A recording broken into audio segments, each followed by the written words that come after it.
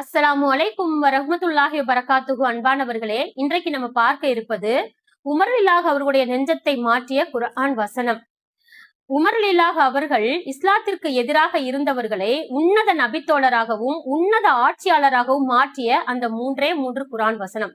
தாஹா அத்தியாயத்துல 14, 15, 16வது வசனம் அவர்களுடைய நெஞ்சத்தை எப்படி மாற்றியது?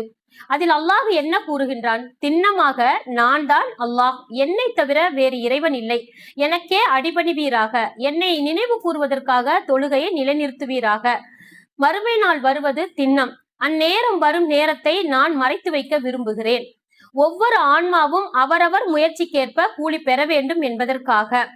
எனவே எவன் அந்நாளின் மீது நம்பிக்கை கொள்ளாமல் தன் மன இச்சையை பின்பற்றுகின்றானோ அவன் அந்நாளின் நினைவிலிருந்து சிந்தனையிலிருந்து உன்னை தடுத்திட வேண்டாம், அவ்வாறாயின் நீர் அழிவுக்குள்ளாகி விடுவீர் என்று அல்லாஹ் சுபஹான தஆலா சொல்லக்கூடிய இந்த வசனத்தை கேட்ட உடனேயே நபி அதாவது உமர் அவர்கள் தன்னுடைய கண்களில் இருந்து கண்ணீர் வழிந்தோடி அவர்களுடைய நெஞ்சங்கள் மாறி உன்னத நபித்தோழராக அவர்கள் திகழ்ந்தார்கள்.